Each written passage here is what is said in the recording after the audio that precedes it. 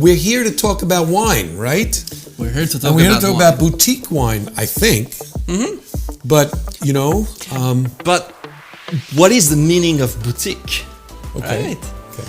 So I when got you a talk couple about of boutique twists on that. wineries, people think, oh, it's like a winery that makes 1,000 cases.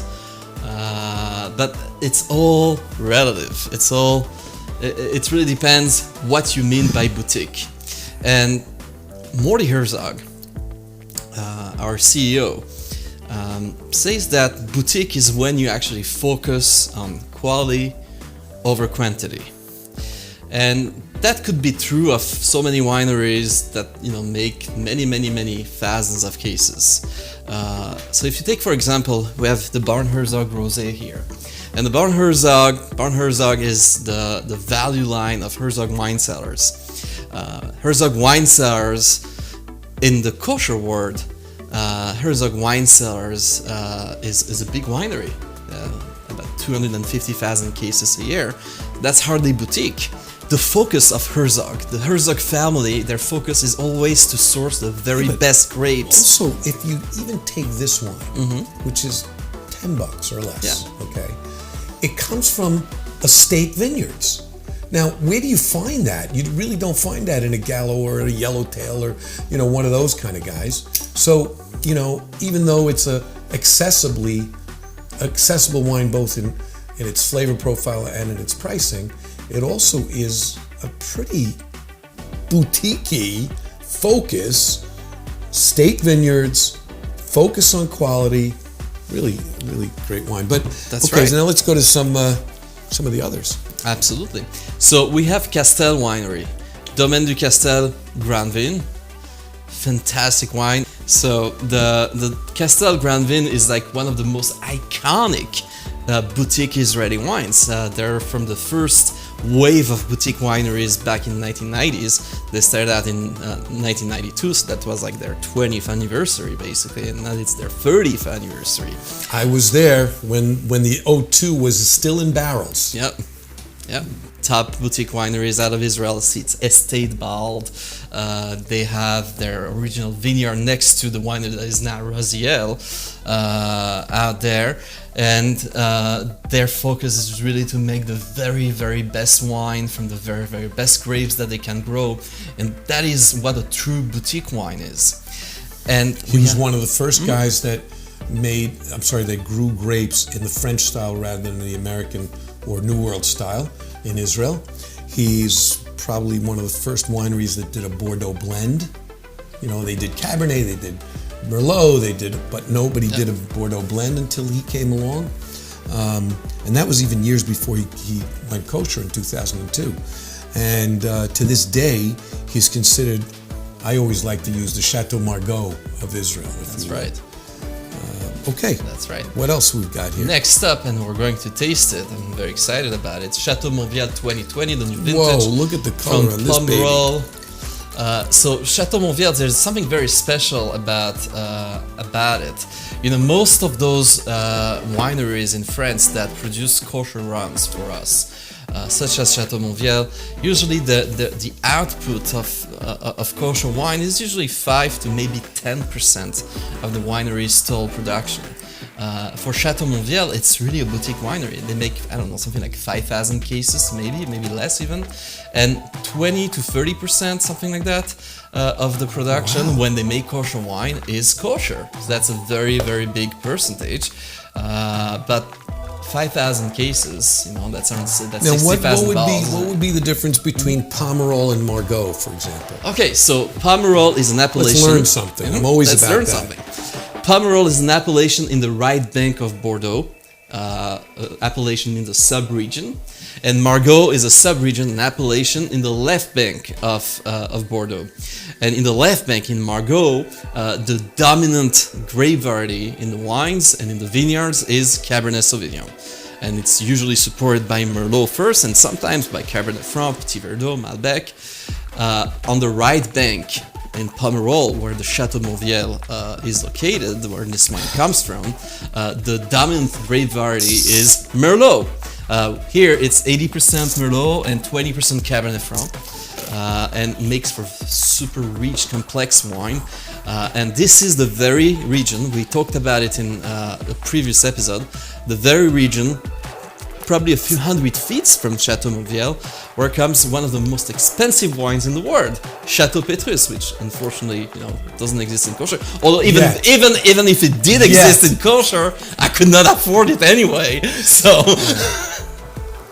this is quite delicious. I'm glad you picked these wines, and I'm glad you explained and clarified what boutique really means. It's a focus on quality and individuality in each and every wine.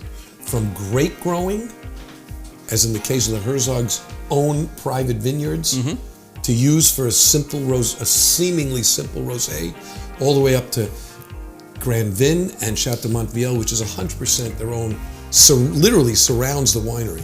Okay, what's the last one? And the last one, we could have talked about it, a few months ago when we shot that beautiful Rosh Hashanah episode in the vineyard. This is the Tokay Tokay Regal from Laufer Select. It comes from Hungary.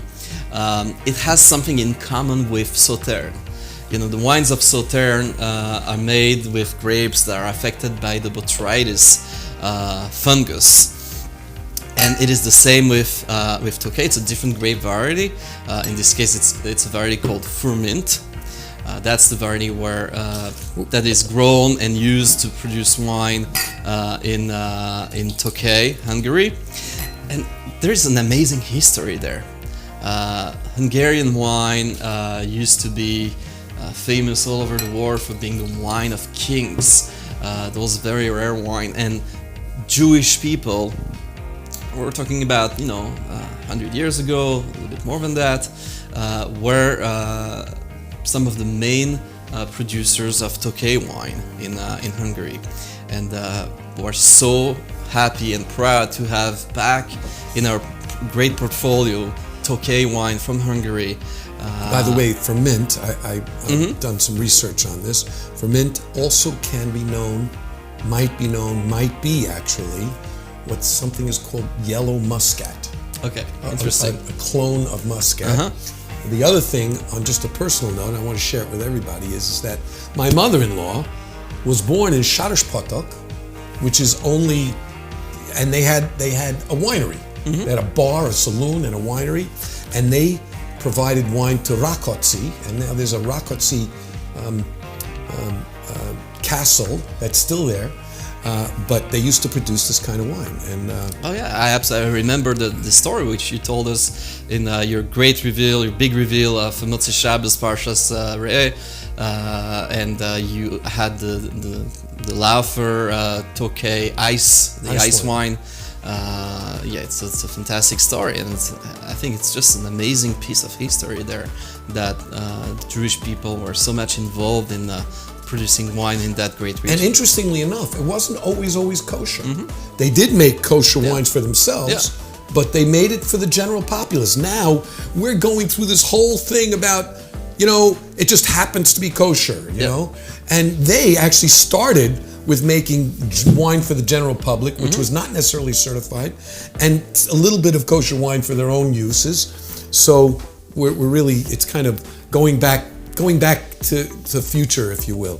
So did the Herzog family in Czechoslovakia, right? And they're the purveyors, or the official purveyor of wine to the Tsar. That's tell incredible. Tell us a little bit about the Tokay. It's also affected by. I know this, but tell us about. It's also affected by the botrytis cinerea. Yes. So you have different levels of Tokay, and each level uses more botrytis affected grapes. So this is the late harvest. It has a little bit of botrytis in it, not a lot. That gives it just a touch of funk that you can detect here on the nose. And it's a very nice dessert wine. It's not too thick. It's not too concentrated. It's very easy to drink. It's bright. Cold. Really delicious. Really delicious.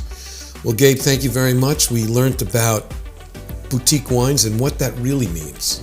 It doesn't mean they made 100 cases or 1,000 cases. It means there's a focus on quality. So that's really good to know.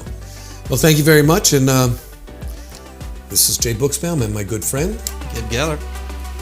L'chaim, everybody. Hi.